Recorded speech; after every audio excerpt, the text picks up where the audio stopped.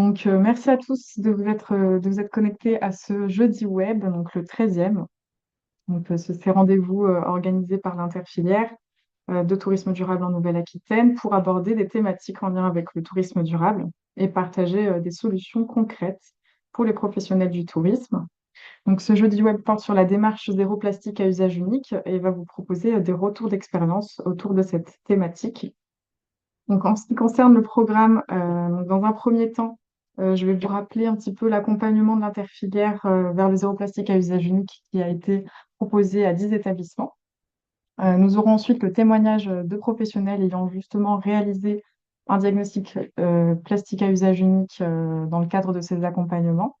Donc, on aura le témoignage de deux établissements et un troisième établissement n'a malheureusement pas pu venir aujourd'hui pour témoigner, mais j'en profiterai pour évoquer quelques éléments dont ils m'ont fait part par téléphone. Donc, on aura le témoignage du village vacances de Lac-Marin d'Artes Découverte, qui est un membre de l'UNAT Nouvelle-Aquitaine avec Maxime Chevassu. On aura également un témoignage du domaine du lac de Soursac, membre de la NAPA, avec Muriel Darfeuil, directrice du lac de Soursac. Comme évoqué, malheureusement, la co-gérante du domaine de la Lune ne peut pas être présente, mais je donnerai quelques éléments sur les actions de ce membre de l'Uni Nouvelle-Aquitaine. Nous aurons ensuite les préconisations d'Inov Plastique qui a réalisé ces diagnostics pour une démarche zéro plastique à usage unique en tourisme, avec l'intervention de François Fertier-Kessler, qui est cofondateur et directeur général d'Inov Plastique. Nous aurons donc des exemples d'alternatives à ces plastiques pour les structures d'hébergement et de restauration. Également quelques éléments sur cette démarche qui est finalement est multi-acteur avec notamment les discussions avec les fournisseurs et la sensibilisation de la clientèle. Nous aurons ensuite un temps de questions-réponses pour répondre à toutes vos interrogations. Donc, pour faire un bref rappel, donc l'interfilière de tourisme durable en Nouvelle-Aquitaine a pour mission de faire le lien entre trois filières du tourisme en Nouvelle-Aquitaine. Donc l'UNAT, Union nationale des associations de tourisme et de plein air de Nouvelle-Aquitaine, qui représente les hébergements de tourisme social et solidaire. L'UMI Nouvelle-Aquitaine, Union des métiers et des industries de l'hôtellerie de la Nouvelle-Aquitaine, qui représente l'hôtellerie-restauration. Et la NAPA, donc, qui est la Fédération de Nouvelle-Aquitaine d'hôtellerie de plein air, qui représente plutôt les campings. Donc, on agit autour d'un plan d'action en 4 axes, qui comprend notamment des accompagnements individualisés des professionnels et les diagnostics zéro plastique à usage unique sont une partie, une action proposée dans le cadre de cet axe. Pour vous présenter, vous rappeler plutôt en quoi consistait cet accompagnement individuel. Donc, il s'agissait de diagnostic préconisation, zéro plastique à usage unique. Donc, la première étape était celle du diagnostic. Monsieur Chartier-Casseur évoquera par la suite les conclusions justement de ces audits dans la deuxième partie de ce jeudi web.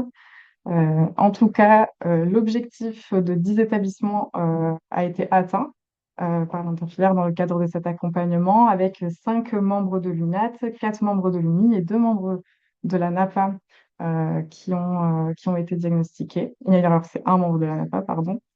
La deuxième étape de cet accompagnement, c'était la priorisation, c'est-à-dire parmi tous les zéro plastique à usage unique qui sont ressortis de ces diagnostics, quels étaient en tout cas les 15 qui peuvent être ciblés pour entrer dans une démarche de zéro plastique à usage unique, donc en fonction du niveau de difficulté pour les remplacer notamment, et en fonction aussi de leur présence, voilà, donc s'il y en avait beaucoup en majorité dans les établissements. Donc, il en est ressorti quelques éléments. Donc, Monsieur François interviendra par la suite un peu plus en détail sur cette partie-là. Mais les plastiques à usage unique en back-office, notamment pour l'entretien, sont plus difficiles à remplacer que ceux de l'expérience client, notamment car ils nécessitent que le fournisseur change sa manière de faire. Et on voit également aussi que certains plastiques à usage unique sont plus faciles à remplacer, notamment au niveau des portions individuelles que l'on peut retrouver dans la restauration. Donc voilà, tous ces éléments seront évoqués plus en détail par la suite de cette présentation. La troisième étape de ces accompagnements était la proposition d'alternatives à ces déchets, avec deux à trois fiches alternatives proposées pour chaque déchet identifié, parmi les 15 qu'on a évoqués juste avant. L'idée ici, c'est de proposer une alternative et de renseigner sur l'impact environnemental de cette alternative, le coût et les amortissements possibles, et le niveau de changement que cela demande à l'établissement. Donc, vous verrez dans la suite de cette présentation des exemples de ces alternatives qui ont été identifiées par la plastique. Et la dernière étape, c'est d'identifier et de proposer aux établissements des aides potentielles pour agir dans le cadre de cette démarche. On essaiera de l'évoquer durant cette présentation, mais pour en faire quelques exemples, on a notamment la possibilité d'intégrer des projets de recherche, développement ou innovation qui rentrent dans le cadre de plans d'action zéro déchet, notamment avec des financements par l'ADEME. Et il y a aussi la possibilité d'impliquer le personnel dans la démarche via la formation professionnelle. Et donc, on a dans ce cas-là des financements possibles avec les opérateurs de compétences de chaque filière. Donc, notamment une formation pour les hébergements de tourisme social et solidaire, Acto pour les hébergements de l'hôtellerie-restauration et l'AFDAS pour les hébergements d'hôtellerie de plein air. Alors, je vais maintenant pouvoir laisser la parole aux établissements qui sont présents pour témoigner de leur propre démarche en ce qui concerne le zéro plastique à usage unique et de ce qu'ils ont pu tirer aussi de cette expérience, de ce diagnostic réalisé par Innov Plastique. Donc, pour les reciter, nous allons commencer en tout cas par Maxime Chevassu, responsable du village vacances le lac Marin. Maxime, donc je peux te laisser te présenter l'établissement et en tout cas ton retour d'expérience. Merci Mathilde. Oui, donc moi je gère actuellement l'établissement Artès le lac Marin donc à Souston. Aujourd'hui, je vais parler également pour les deux autres villages Artès qui ont été visités par François, à savoir le Jinca qui se situe sur Vieux-Boucau et la Forêt des Landes à Tarbes, qui sont les trois établissements du groupe Artès qui ont été visités par François. Nous, chez Artels Découverte, on est déjà depuis longtemps impliqués dans une démarche de tourisme durable. Nos établissements sont labellisés Clé Verte. Donc, on a déjà entrepris un bon bout du chemin, c'est-à-dire que sur tout ce qui est usage à plastique, déjà par le référentiel clé verte, du coup, bien sûr que tout ce qui va être petite dosette unique a déjà été abandonné sur nos structures, pour les villages avec de la restauration, également pour tout ce qui est confiture, etc. Bref, tout ce qui est usage unique, on est déjà passé sur des portions où les gens se servent sur du vrac et plus sur de la portion individuelle. On a également mis un gros coup d'accélérateur depuis cette année sur les biodéchets, nous, sur nos établissements, qui est quand même très important parce que dans ce que François nous a pointé également, il y avait l'utilisation des sacs plastiques, mais déjà rien que de par l'utilisation, de par une gestion des biodéchets, ça nous a fait limiter, bien sûr, nos déchets ménagers. Et alors sur ça, il n'y a pas de solution miracle, hein, parce que là, je vais parler des trois établissements que François a visités, et chaque établissement a une gestion des biodéchets différents, parce que ça va dépendre des endroits où on se situe, si les collectivités et la société qui est en charge des déchets ménagers proposent une solution. Donc sur Vieux-Boucau, il y a la possibilité. Nous, sur Souston, on est sur le même gestionnaire des déchets, j'aurais pu également bénéficier de bennes spéciales pour les biodéchets. Mais nous, on a un autre projet pédagogique sur le village vacances que je gère, c'est-à-dire que tout ce qui est biodéchets est mis dans un compost. Et donc, j'ai mes ouvriers de maintenance qui entretiennent le compost, qui sert à valoriser le potager, qui est un des éléments forts de notre axe, où tous les enfants y participent, où les gens peuvent venir se servir dans ce potager. Et donc voilà, ça fait sens avec ce projet commun. Mais en tout cas, voilà, c'est sûr que depuis qu'on a mis un coup d'accélérateur sur les biodéchets, on ressent également du coup une diminution forte au niveau des déchets ménagers et du coup, en découle une utilisation inférieure des sacs plastiques qu'on pouvait avoir les autres années. Une fois qu'on a dit ça, finalement, le passage de François nous a permis de faire un tour complet de nos structures sur les plastiques qui sont encore utilisés. Finalement, comme tu l'as dit, Mathilde, en préambule, ça va être surtout sur le back-office qu'on a encore des plastiques sur nos structures. Et là, c'est un peu compliqué parce que oui, c'est changer les fournisseurs, mais pas seulement les fournisseurs, c'est changer la fabrication initiale. Parce que, comme je te disais, quand on s'est rencontré, Mathilde, il y a quelques jours, moi, ce qui me fait peur, c'est-à-dire que même si l'interfiliale se regroupe et dit aux fournisseurs, on aimerait un emballage différent. Je prends l'exemple, que François a mis dans son rapport. Les papiers toilettes. Les papiers toilettes, on a besoin, nous, qu'ils soient en vrac, parce qu'après, on les distribue dans les logements de manière individuelle. On s'en fiche qu'ils soient emballés par 6, par 10, par 12. Ils pourraient arriver en palette tous ensemble et ça irait très bien. Sauf qu'ils arrivent en palette, mais tout ça dans des contenants de 12. Et du coup, c'est du plastique qui sert à rien. Maintenant, est-ce qu'on a le pouvoir auprès de l'usine de le faire changer? Moi, la seule chose qui me fait peur avec cette démarche-là, c'est qu'on arrive sur du greenwashing, c'est-à-dire que à l'entrepôt, ils nous les reconditionnent de manière différente pour nous, pour rentrer dans les cases, mais que finalement, à la sortie de l'usine, c'était le même emballage initial qui est sorti de l'usine. Donc, c'est comment ne pas tomber dans le piège du greenwashing en demandant à nos fournisseurs de changer. C'est là-dedans que c'est un peu délicat et je ne sais pas si on a le pouvoir de pouvoir peser dans ce marché-là sans tomber dans du greenwashing. Voilà. Voilà un petit peu mon retour d'expérience. Donc oui, ça nous permet de savoir qu'on a encore ces plastiques-là sur nos établissements, nous, Artes. Maintenant, comment les changer, c'est un peu plus délicat. Et voilà. Donc s'il y a des questions, n'hésitez pas. Nous, voilà, ça fait quelques années qu'on a entrepris le zéro plastique, en tout cas, ou de limiter le plastique sur nos établissements. Et s'il y en a qui ont besoin que je m'exprime un peu plus, n'hésitez pas. Merci beaucoup, Maxime, pour toutes ces explications et ces exemples d'action bien concrets. Donc, c'est très intéressant. Effectivement, hein, sur ce frein-là, on en avait discuté aussi, François. Je ne sais pas si tu veux dire un mot, mais bien sûr que l'idée, en tout cas, si on en vient à une étape de discussion avec les fournisseurs pour aller plus loin, c'est d'être dans une réelle démarche, en tout cas d'action, de réduction de ces plastiques et non pas une image, en tout cas, d'une démarche de réduction qui ne soit pas jusqu'au bout de la chaîne. Donc, Oui, complètement, on va pouvoir en parler après, mais effectivement, c'est vrai que j'y avais pas réfléchi pour être honnête. Cette partie un peu repacking, de se dire bah, à l'usine, ça ne change rien, et pour vous spécifiquement, il y aurait ce réemballage, enfin ce déballage et réemballage. Là, effectivement, bon, de toute façon, je pense que c'est pas le genre de solution qu'on pousserait. Là, le but, ça serait, je pense, que l'interfilière puisse être utilisée comme une force euh, pour permettre le changement.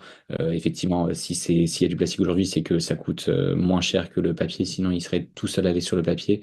Mais en tout cas, en signifiant cette demande de l'interfilière et donc d'un certain nombre d'acteurs derrière, ça peut amener en tout cas l'usine à commencer à réfléchir à ces sujets et imaginer un changement en profondeur, sachant qu'en plus en retail, vraiment en B2C en tant que consommateur lambda, ces emballages papier commencent à arriver sur le marché. Donc dans tous les cas, il y a un changement qui est là. Le but, c'est peut-être, en tout cas là, le but de ce travail, ça serait de pouvoir proactivement accompagner ce secteur à changer assez rapidement. merci François pour ces compléments d'information.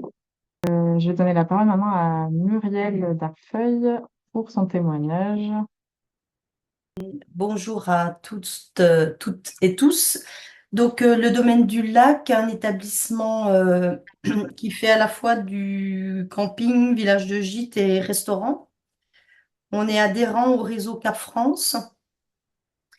Et donc, ben, comme Maxime, hein, nous, tout ce qui est emballage individuel, enfin, ça fait longtemps que ça ne se fait plus. Notamment sur les, les buffets pour les pique-niques.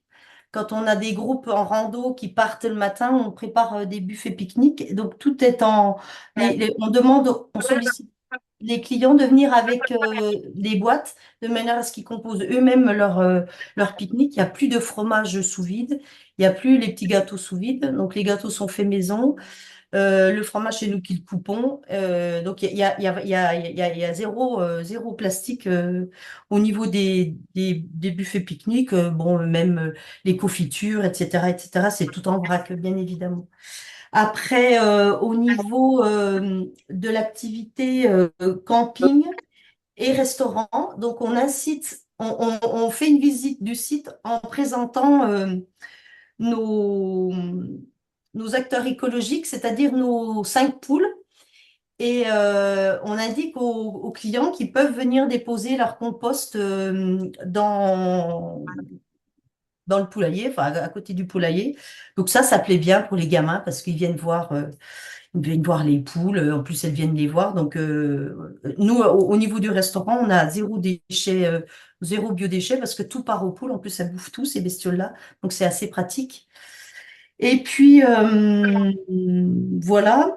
Après, dans les freins, alors moi je trouve que la problématique, enfin une des problématiques, c'est quand on reçoit les commandes de nos fournisseurs.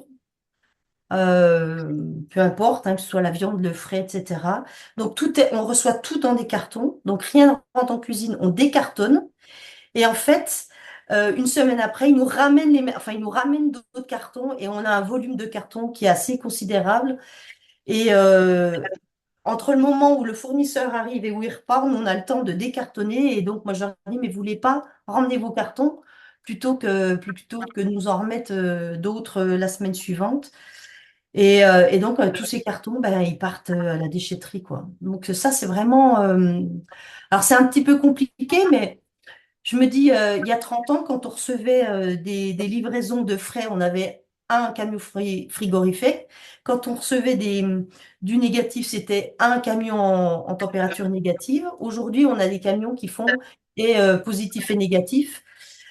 Donc là, leur dire mettez des cartons, c'est pas possible parce qu'en termes d'hygiène, c'est un peu problématique. Mais peut-être que d'ici 10 ans, on aura des camions qui seront dans un espace qui sera prévu pour récupérer tout ce qui est cartonnage. Moi, je reviens sur une des fiches, notamment sur le thé qui est en vrac. Donc, nous, on le fait, c'est des boules à thé, voilà. Puis parce qu'on est une petite structure, donc ça se passe très bien. Dans les préconisations, il y avait la possibilité de mettre le thé dans des sachets individuels.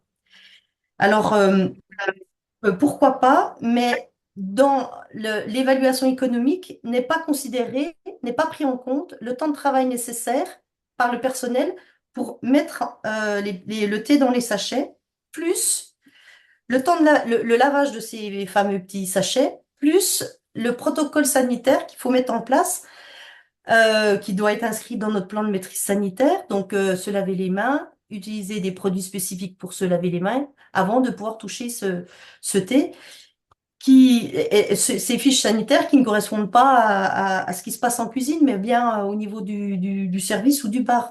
Donc, je trouve que dans les exemples qui sont proposés, il faut vraiment aller jusqu'au bout de la démarche et vraiment intégrer le coût du personnel et puis ce que ça génère aussi en consommation d'eau.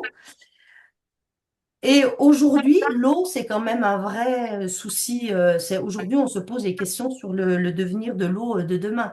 Donc, voilà, je trouve que c'est un petit peu la limite de l'exercice dans les préconisations.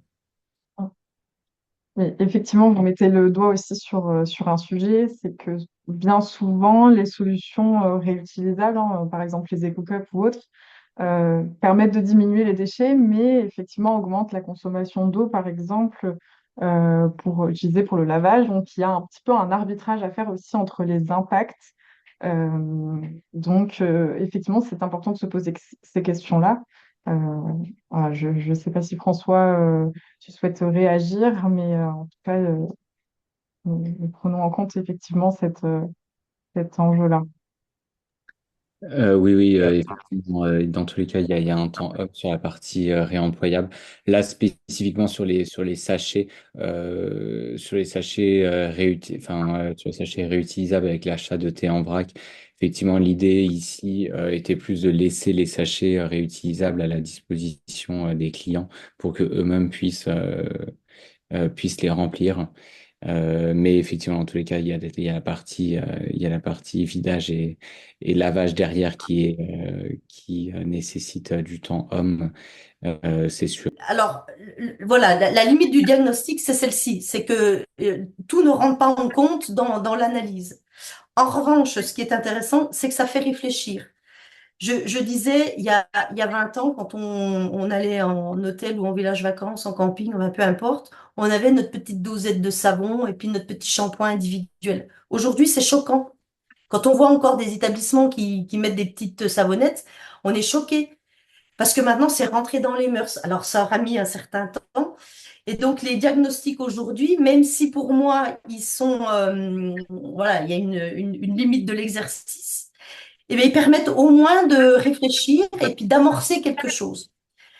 Et la problématique aujourd'hui, c'est que, bah, par exemple, l'histoire des sachets ou même de faire les sodas avec la soda stream, etc. Derrière, donc on n'utilise plus de canettes, mais on va utiliser des verres qu'il va falloir laver. Et puis le verre, on peut pas parce que c'est sur la plage, enfin bref, etc. C'est qu'aujourd'hui, on a une autre problématique aussi. Il faut se poser la question de l'eau. Parce que enfin, on le voit, hein, on est sollicité de partout sur l'utilisation de l'eau, comment économiser, etc., etc. Donc c'est vraiment prégnant comme problématique aujourd'hui. Et puis ça va devenir urgent, l'utilisation de l'eau. Oui, vous avez Donc le raison. diagnostic, il nous sert au moins à nous faire un petit peu phosphorer et puis à commencer à réfléchir à quelque chose d'autre. Voilà. En tout cas, c'est une bonne chose, effectivement. C'est comme on le dit toujours, un premier pas de toute façon vers l'action. Je vous remercie en tout cas pour toutes ces remarques et tous ces exemples d'action que vous mettez en place. Donc, je vais prendre la parole à la place de Mireille Vimon, qui ne peut pas être présente aujourd'hui, mais qui m'a communiqué aussi par téléphone quelques éléments. Le domaine de l'ALE est un gîte qui est membre de l'UNI Nouvelle-Aquitaine et qui accueille notamment des groupes.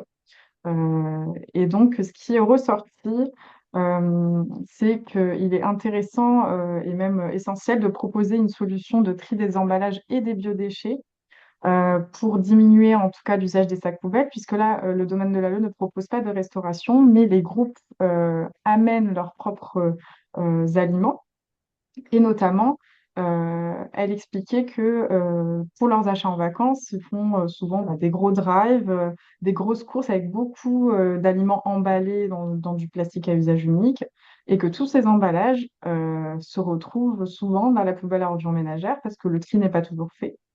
Donc, en tout cas, l'élément important qu'elle a souligné en termes de frein, c'est le comportement de la clientèle qui ne facilite pas toujours la gestion, en tout cas, de ces plastiques.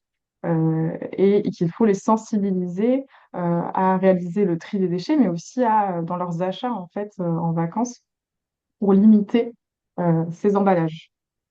Et je vais maintenant laisser la parole à François, donc sur les préconisations du neuf plastique, notamment les résultats des diagnostics et des exemples de solutions. Ça marche, merci beaucoup. Euh, Le but de l'intervention, c'était de vous présenter une approche globale des résultats des 10 audits et ensuite de revenir sur certaines alternatives qu'on propose. Et je vois que vous avez déjà consulté le dossier, donc merci beaucoup pour votre implication. Et ensuite, vous présenter les prochaines étapes, en tout cas ce qu'on recommande euh, euh, pour la suite. Donc, la conclusion des audits, donc on a audité les établissements entre mai et septembre 2024. Donc, j'ai pu en auditer trois, donc les villages vacances, effectivement.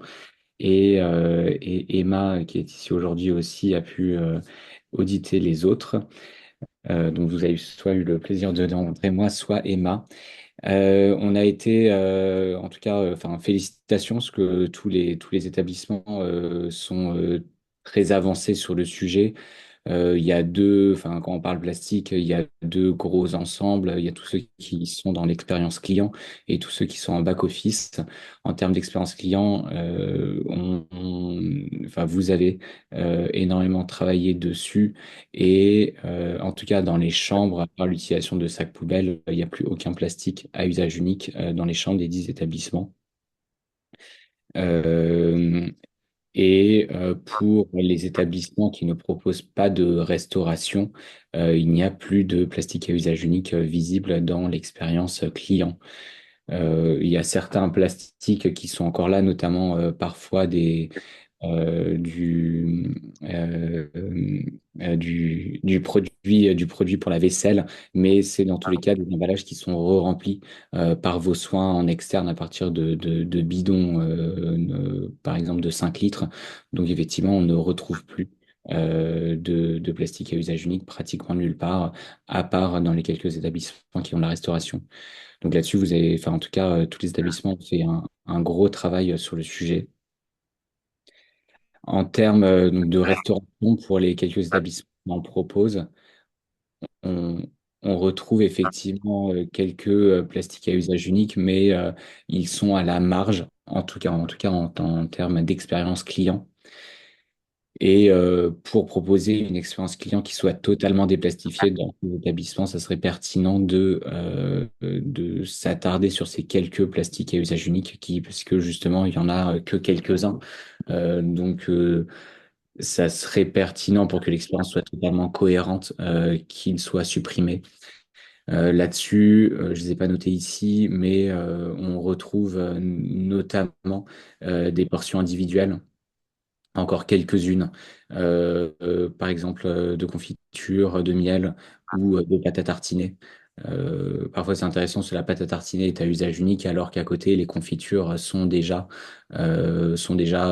proposées soit dans les distributeurs, soit dans des pots en verre plus grands.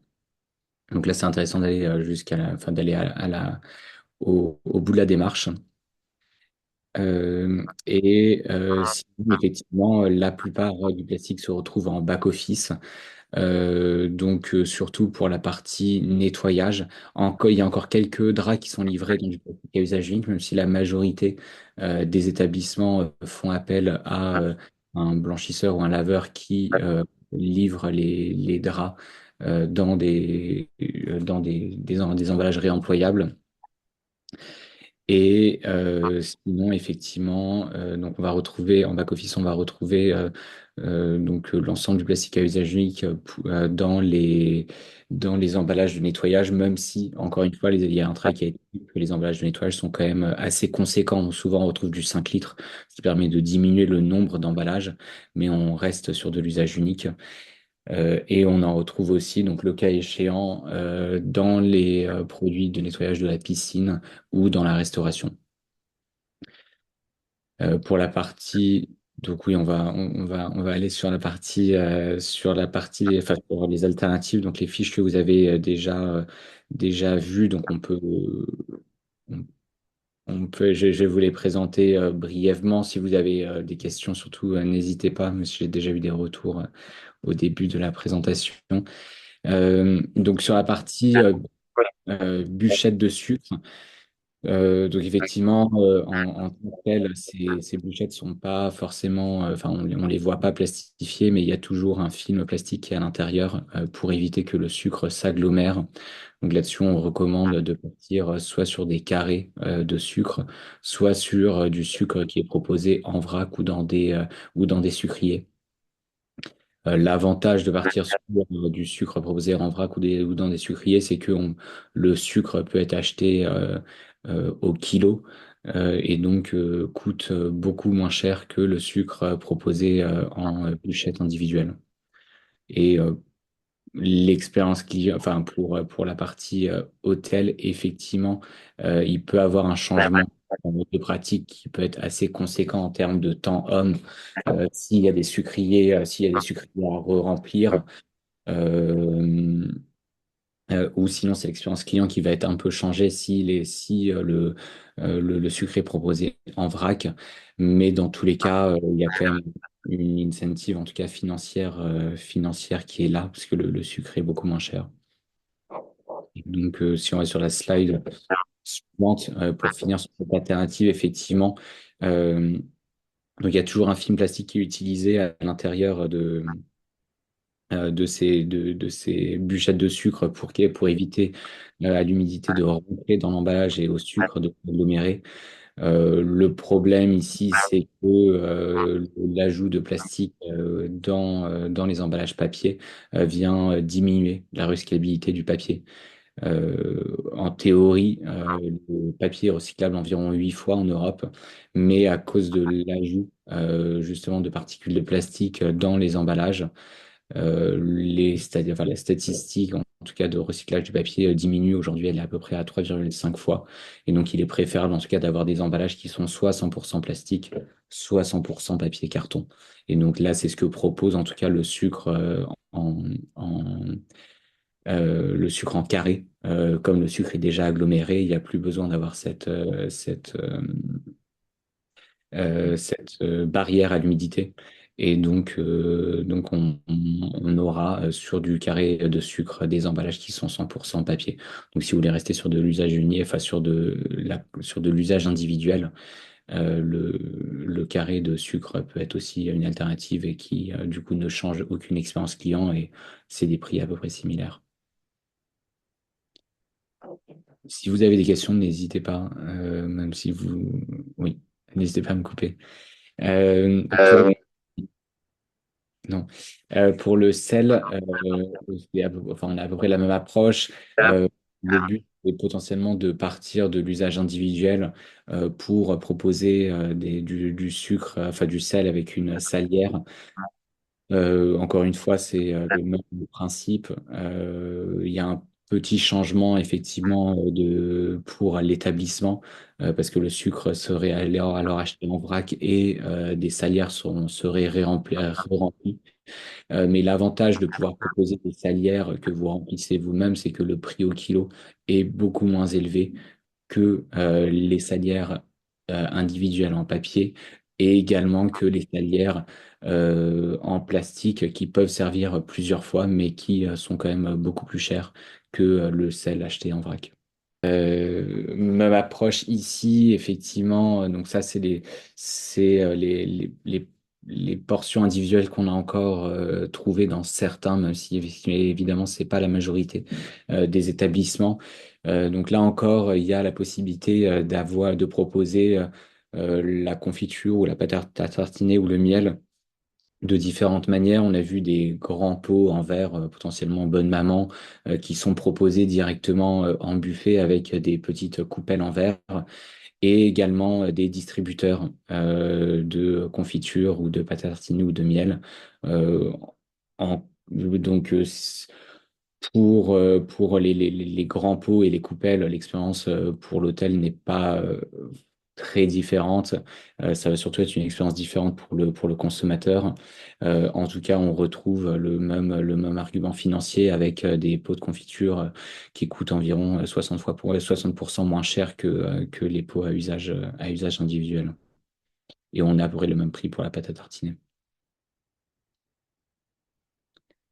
Donc voilà, donc ça c'est les distributeurs. Euh, on a fait le calcul, sur les distributeurs coûtent environ 400 à 600 euros de ce qu'on a vu. Donc par rapport à ça et la différence de prix au kilo, on a remarqué que le distributeur serait remboursé, en tout cas rentabilisé, à partir d'environ 4000 portions individuelles. Donc en fonction ça vous permet de voir, de faire le chiffre en fonction du nombre de nuitées et de petits déjeuners qui sont servis par jour. Et effectivement, la partie SodaStream, on l'a quand même rajouté, en tout cas pour pour amener à réfléchir. Je ne sais pas si c'est ce que vous utiliserez demain, mais pourquoi pas. En tout cas, ce qui est intéressant là, et on a aussi présenté la slide pour ça, c'est que pour aussi que vous ayez le calcul, l'avantage de pouvoir fabriquer votre soda vous-même, il y a effectivement le désavantage, c'est évidemment que ça change l'expérience client, que potentiellement pour le takeaway ou pour la consommation euh, ailleurs que dans l'établissement, ça peut être plus compliqué, voire impossible. En tout cas, et donc ça nécessite effectivement du temps homme, plutôt que de servir une canette qui est quand même assez rapide ou du soda dans une bouteille en verre. En tout cas, l'avantage, il est aussi financier. C'est que effectivement, fabriquer son soda permet de capitaliser sur l'eau du robinet. Donc effectivement, ça amène, c'est une bonne remarque et merci de l'avoir faite. Ça amène aussi la partie consommation de l'eau, qui du coup, imaginons que effectivement vous utilisez une SodaStream et que derrière vous ayez des éco-cups que vous laviez et que vous ameniez plus de réemploi dans les établissements, effectivement, l'eau va augmenter. Et donc, ça sera aussi à justifier en termes de reporting, cette consommation, en tout cas. Et donc, c'est pour ça que c'est intéressant d'avoir une approche holistique dans tous les cas. Là, et je le concède, l'audit a été plus concentré sur la partie plastique, mais en tout cas, sur la partie plastique, l'utilisation de cette SodaStream permet directement d'éviter donc soit effectivement l'utilisation de bouteilles en plastique à usage unique, soit également l'utilisation de canettes qui restent difficilement recyclables en France. C'est une canette sur deux qui est recyclée. Et qui, dans tous les cas, en termes de consommation d'énergie, est assez énergivore pour travailler l'aluminium de la canette. Donc, ce qui est intéressant ici, c'est qu'on capitalise donc sur l'eau du robinet, qui est à peu près 500 à 1000 fois moins cher que l'eau achetée en bouteille. Et donc, finalement, on arrive à 22% moins cher qu'une bouteille, j'essaie de retrouver mes chiffres. Enfin, le calcul final montre que le prix au kilo, en tout cas du soda stream fabriqué, qui permet de fabriquer du soda à la maison, permet d'avoir un prix au kilo qui est à peu près qui est moitié moins cher que le prix au kilo de la canette ou de la bouteille. Euh, Après, oui. ouais, je suis pas sûre que nos brasseurs ils soient bien contents de cette alternative. Parce qu'on quand on a un restaurant ou un bar, on a un contrat en général avec un brasseur. Qui vous livre vos sodas, c'est ça? Ben oui, qui livre les sodas en échange de nous installer gratuitement une terrasse, une pompe à bière, une machine à café. Oui. Donc, ben voilà, après, derrière, enfin, c'est l'effet papillon, hein. Oui, ça marche. Et ça, ces contrats vous tiennent pendant quelques années ou Ben, c'est vraiment. après, on peut, enfin, ça dépend comment on s'entend, mais je veux dire que, il y a aussi une entente morale. Ok. Euh, c'est beaucoup moins cher d'aller acheter son pastis ou le clair du coin, etc. Mais c'est tellement pratique de se faire livrer à domicile, surtout au mois de juillet-août. On a autre chose à faire que de courir les magasins. Donc voilà, on sait qu'on va payer peut-être un peu plus cher les boissons. D'un autre côté, quand on a besoin d'une terrasse de 100 couverts, bon, ben, le brasseur, il nous l'a fourni. Il nous fait pas payer le nettoyage, l'entretien de la machine à café, de la pompe à bière, parce qu'on a un certain volume avec. Si demain, on enlève tout ce qui est canette, enfin Coca, Pepsi, il va la répercuter différemment, hein. Ok, ça marche. Voilà. Ben, merci pour le retour. Et de manière, de manière collégiale, est-ce qu'il y en aurait ici qui pensent, est-ce que cette alternative pourrait, en théorie, être applicable ou dans ce cas-là, justement, avec ce type de contrainte, ça serait plus une, ça serait plus très théorique qu'autre chose? Je pense que la solution de la slide d'après est plus en adéquation avec notre activité que le SodaStream, je pense. Oui. Ouais. Parce que c'est une autre économie, hein, la distribution hors foyer, enfin tout ce qui est, enfin, nous on travaille avec un petit fournisseur local.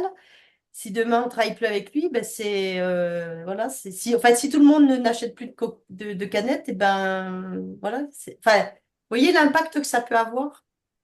Je pense que François, la bouteille consignée, c'est pour ça qu'elle nous conviendra mieux aussi, parce que là, dans votre analyse, vous parlez d'un coût, mais je me vois pas vendre à quantité équivalente du soda stream aux gens, même aussi bon soit-il, dans l'esprit collectif des gens, ça vaut moins cher qu'une bouteille Oui, déjà préparée.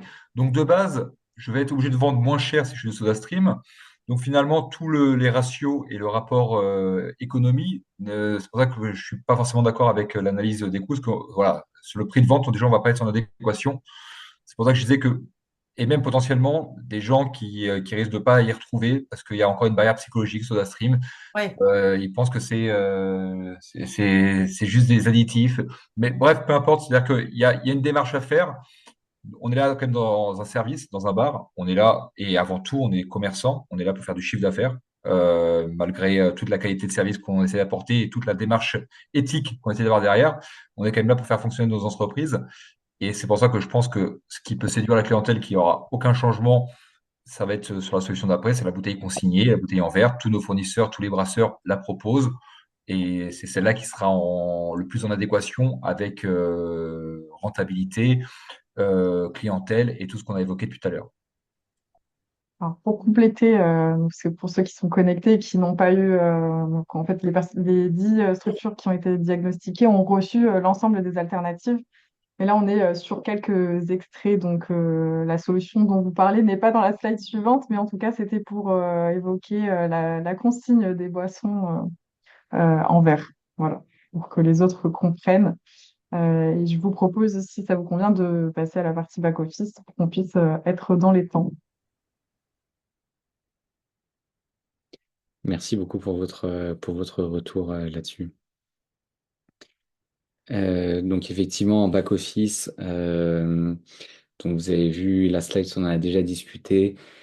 Vous êtes livré effectivement des éponges, enfin c'est vraiment deux exemples, hein, des éponges. Ici on a des éponges et le papier de toilette dans du flow pack, enfin dans un emballage en plastique. Pour vous, il n'a pas de valeur ajoutée parce que dans tous les cas vous l'enlevez de l'emballage pour le mettre potentiellement individuellement euh, dans chaque chambre.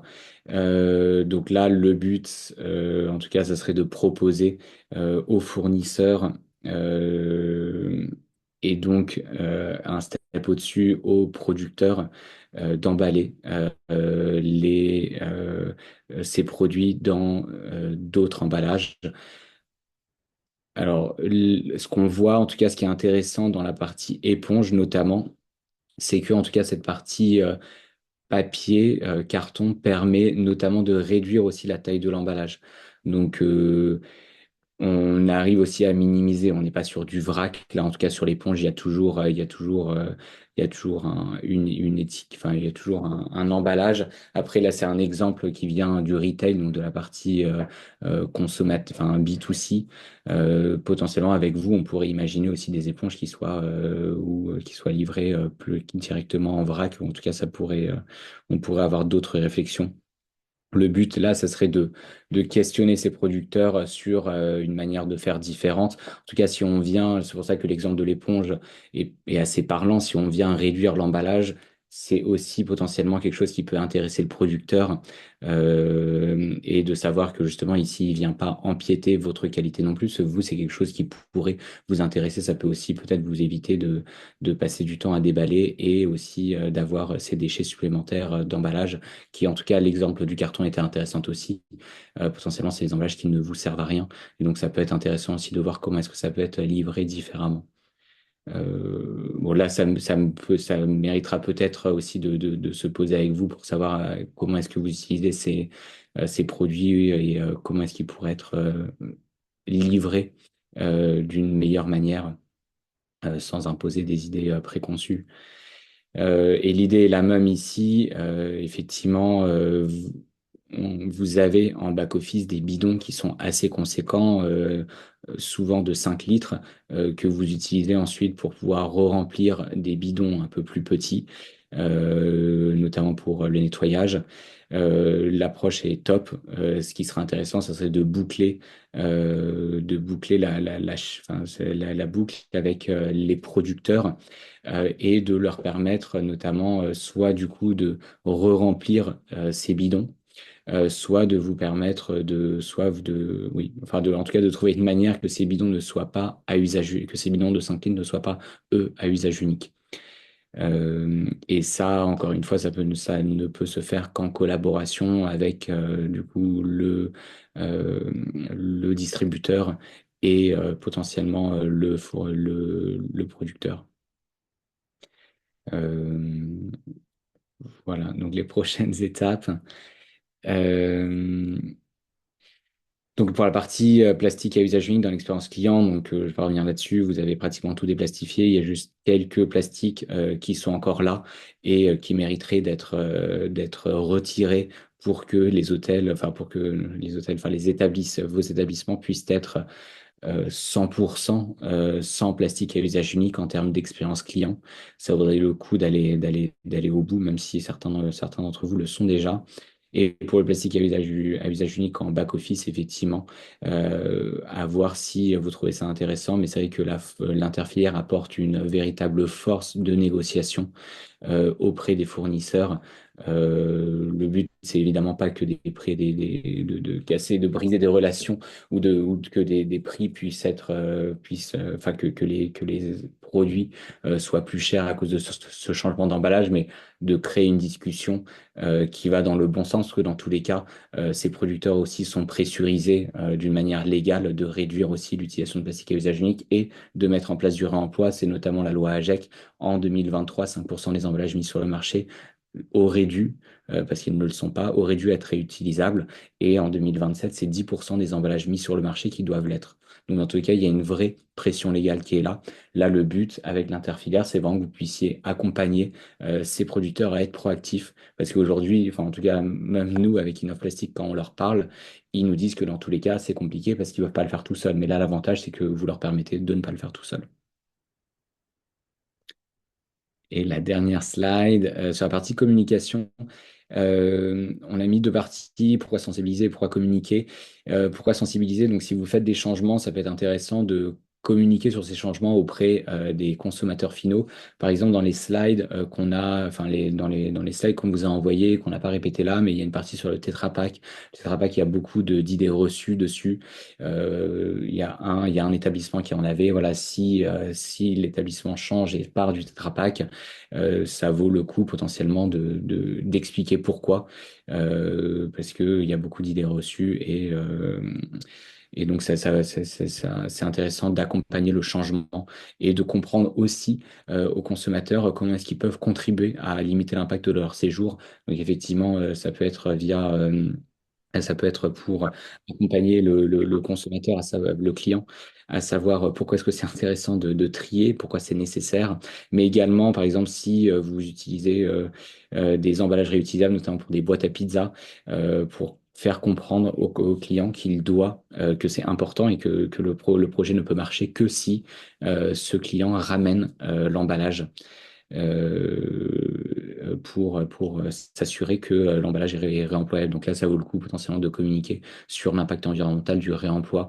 Ce qui peut être fait, c'est même un petit panneau comme on voit en bas à droite avec un QR code et que le QR code ramène à une page internet dédiée avec plus d'infos pour pas non plus mettre trop d'informations au même endroit, mais en tout cas que si le consommateur se pose des questions, au moins qu'il ait des réponses sur le sujet.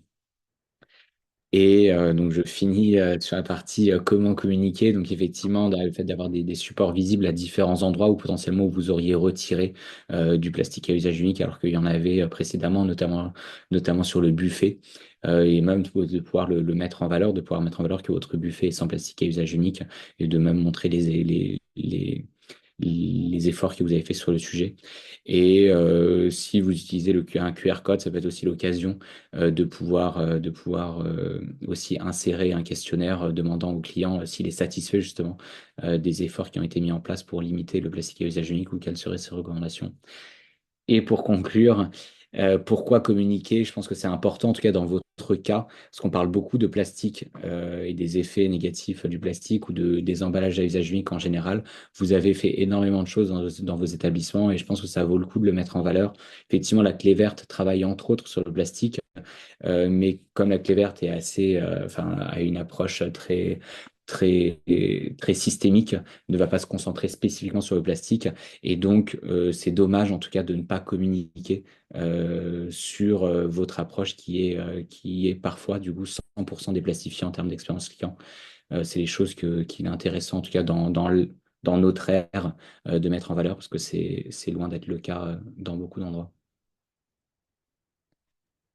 Merci François. Je me permets juste de compléter Tetra Pak parce que c'est pas forcément un terme que tout le monde connaît, mais si je ne me trompe pas, c'est par exemple les bouteilles d'eau, mais en carton, format carton, mais du coup Exact. qui intègre à l'intérieur un film plastique aussi protégé et qui du coup sont très difficiles à recycler.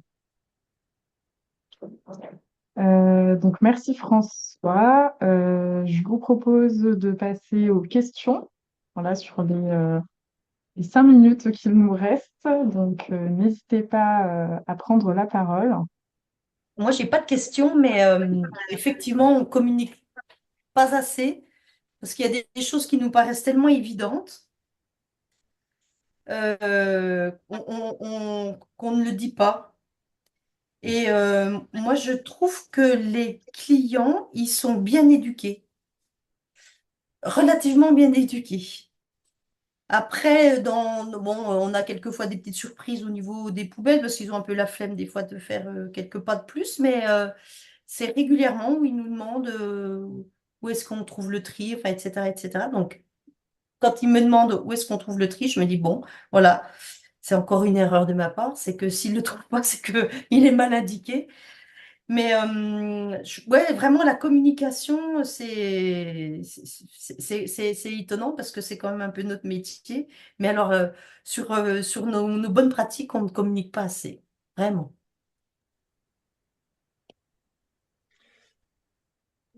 Moi, j'aimerais juste revenir sur nos gros fournisseurs où, avec l'interfiliale, on peut avoir du poids pour changer des choses. Alors, je trouve que l'idéologie est belle et on va dire, je pourrais être d'accord avec ça, sauf que dans les faits, je pense que si on, tous les hôteliers, que toutes les personnes qui sont dans cette visio, je pense qu'on travaille tous avec des fournisseurs différents. Donc, finalement, c'est faire pression auprès de qui? Parce que on n'a pas un fournisseur global pour toute l'interfiliale. Et donc, finalement, on va pas peser beaucoup. Déjà, est-ce qu'on pèserait beaucoup par rapport au marché national? Je suis pas sûr. Et encore une fois, si on multiplie par le nombre de prestataires que chacun de nous on passe et qui sont différents, ça va être un peu compliqué. Voilà, c'était juste ma petite analyse de cette chose-là. Et je vais juste rebondir sur ce que disait Muriel sur la gestion des déchets. Nous, depuis quelques années, on le tourne autour du ludique. Alors, ça, à proportion gardée. On a déjà la sitcom qui s'occupe de la gestion des déchets, qui nous a fourni des grands panneaux qui expliquent bien le tri sélectif sur nos établissements. Mais en plus de ça, on a mis un petit jeu en place, moi, sur mon voyage vacances depuis 2 ans. Tous les mois, je ne sais pas comment sont gérés vos déchets ménagers dans vos établissements. Nous, on reçoit la pesée de nos déchets ménagers où du coup, je les convertis, moi, je les divise par le nombre de logements qui étaient occupés sur la semaine, et ça me donne un poids moyen par établissement, et on les affiche avec le record sur les 3 dernières années de la semaine de vacanciers qui a fait le moins de poids par logement. Et ça fait un petit challenge, les enfants s'amusent avec ça, s'amusent à dire, on va essayer de battre le record ou pas. C'est pas ce qui va changer la face du monde, mais encore une fois, je pense qu'il y a plein de petites choses à faire comme ça pour tourner au ludique même pour nos vacanciers qui sont pas des trieurs invétérés le reste de l'année. Et il y a moyen, du coup, de trouver quelques petites idées, quelques subtilités comme ça pour raccrocher aux vacances un côté ludique au tri sélectif. C'est un super exemple, en tout cas, le côté un peu d'incitation avec la norme sociale et puis qu'ils puissent se rendre compte finalement de l'impact parce qu'on n'a pas toujours idée la quantité de déchets qu'on produit en vacances notamment. Donc, merci pour ce retour. Et s'il n'y a pas d'autres questions, peut-être une remarque, Maxime, effectivement, c'est vrai que vous n'avez pas tous les mêmes fournisseurs. Après, en ayant posé la question à certains d'entre vous, des noms se recoupaient quand même régulièrement. Donc, au cas où, je ne sais pas si ça vaudrait le coup de peut-être faire un sondage sur le sujet, mais vu que vous êtes quand même tous dans la même région et qu'il y a quelques, en tout cas fourniers, quelques grands distributeurs, peut-être qu'il y en a un ou deux sur lesquels ça pourrait être intéressant d'avoir une discussion. Mais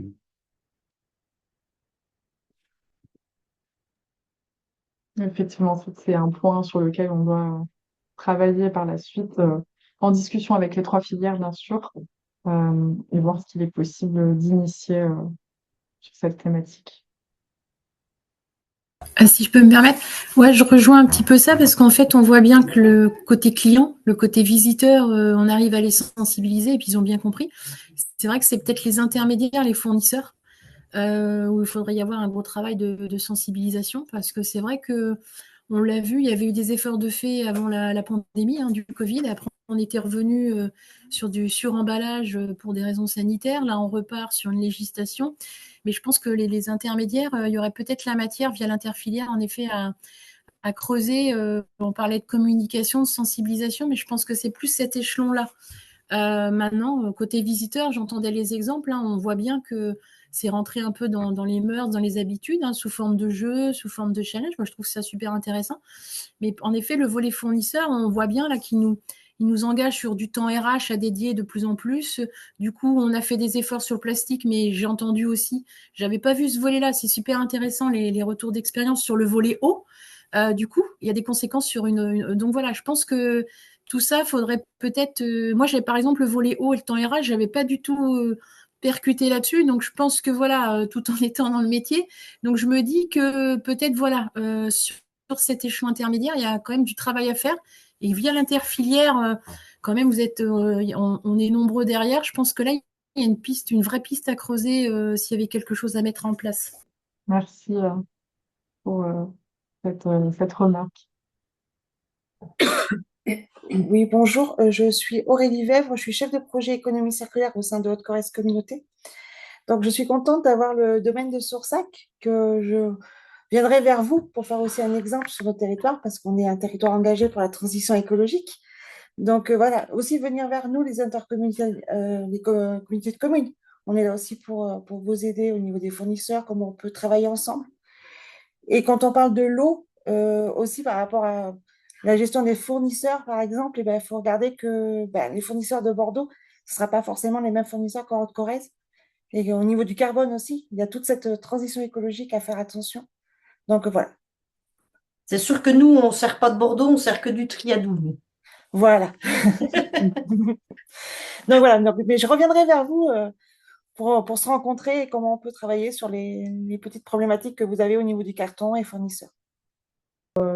Nous contacter si vous avez des questions donc, sur ce sujet-là ou sur d'autres. N'hésitez pas également à suivre les actualités de l'interfilière sur nos différents réseaux sociaux. On pose assez fréquemment, en tout cas, des offres d'accompagnement sur différents sujets. Donc, n'hésitez pas à aller consulter les autres offres qui pourraient vous intéresser. N'hésitez pas également, si vous avez des questions spécifiquement sur la thématique et sur les accompagnements qui ont été réalisés, à contacter Emma et François de chez Inop Plastique. Je vous remercie à tous pour votre participation et d'avoir suivi ce webinaire. Et je vous souhaite une agréable fin de journée.